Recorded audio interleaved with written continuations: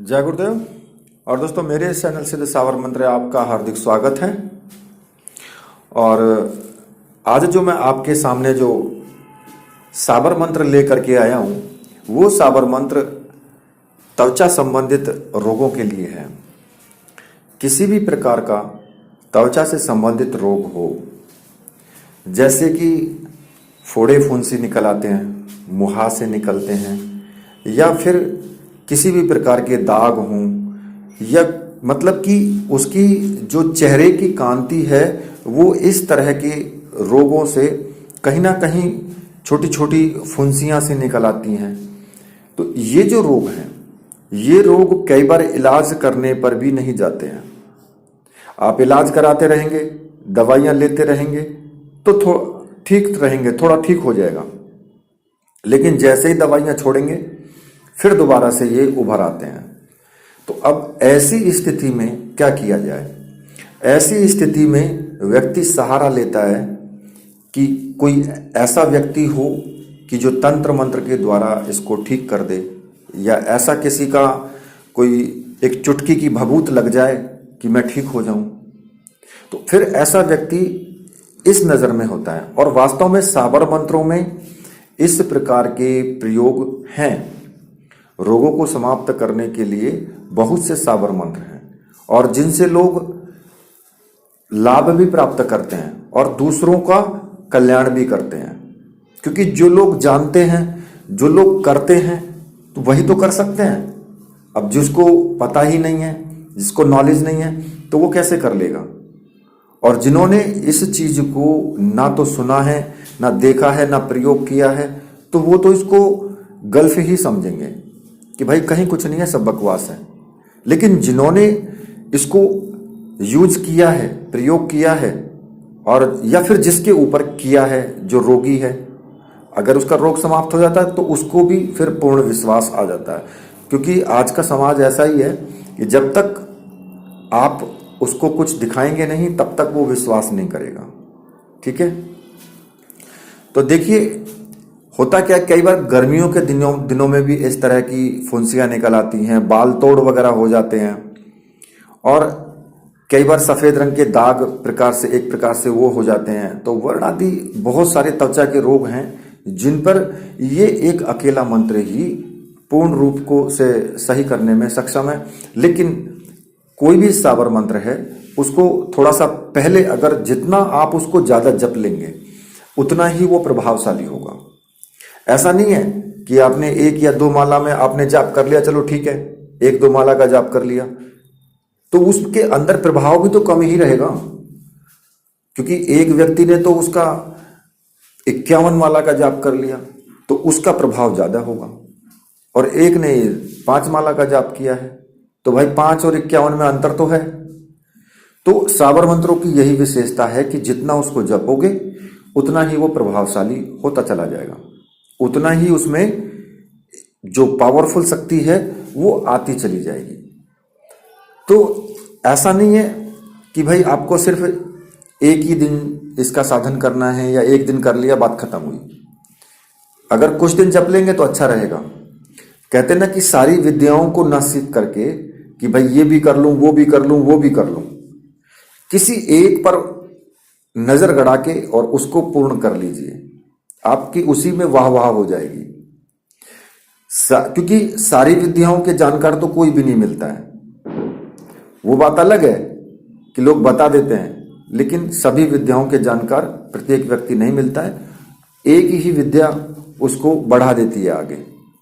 तो किसी भी ग्रहण काल में आप इस मंत्र को जप करके सिद्ध कर सकते हैं, या फिर जो अब होलाष्टक होते हैं, होली से 8 दिन पहले, तब भी आप इसको सिद्ध कर सकते हैं।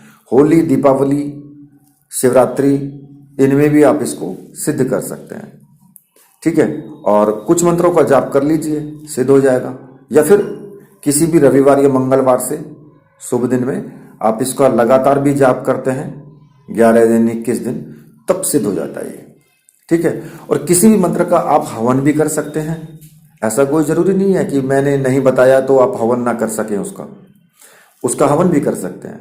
उससे क्या होगा कि उससे उसमें और पावर ज्यादा ही आएगी, कमी नहीं होगी, पावर अच्छी आएगी।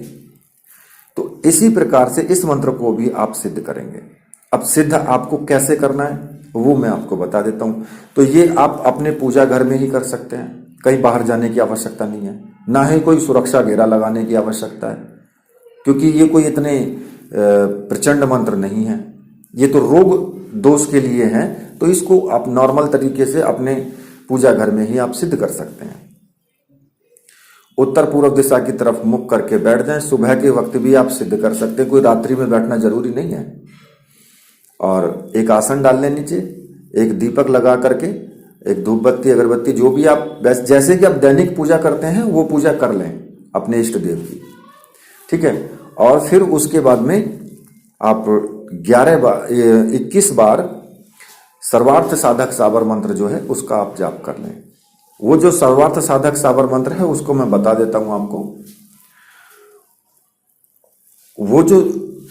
क्योंकि वो जो सर्वार्थ साधक साबर मंत्र है आप इसलिए उसका जाप करेंगे कि जो आपका मंत्र है, जो साबर मंत्र है, वो जल्दी सिद्ध हो जाएगा और वो उसमें पावर जल्दी आ जाएगी, किसी प्रकार का कोई विघ्न नहीं आता है। तो उसको मैं बता देता हूं। वो इस प्रकार से है, गुरु सठ गुरु है वीर, गुरु साहब सुमरो बड़ी भान, सिंगी टोरों वन कहो मन्नाऊ करतार, सकल गुरु का हर भजे घट्टा पकड़ उठ जाग, चेत संभार श्री परमहंस। इस मंत्र का आपको केवल 21 बार उच्चारण करना है। 21 बार उच्चारण करके और जो मूल मंत्र है फिर उसका जाप करेंगे। और मूल मंत्र का जो जाप करेंगे वो रुद्राक्ष की माला से आपको करना है, जो साबरी मंत्रों से सिद्ध हो, प्राण प्रतिष्ठित हो। अगर आपको ऐसी माला मिल जाती है तो फिर कोई दिक्कत नहीं है, आप उसी से करें। और अगर आपको नहीं मिलती है तो आपको मैंने व्हाट्सएप नंबर दिया है, वहां से आप मैसेज कर सकते हैं, माला प्राप्त कर सकते हैं। और एक ही माला से आप कितने भी सावर मंत्र सिद्ध कर सकते हैं, उसमें कोई लिमिट नहीं होती है, आपके पास ही रहेगी वो। तो अब मैं आपको मंत्र बता देता हूं। मंत्र किस प्रकार से है, ओम महतिल हलमिया विभूति प्रद हन, ओम ठह ठह।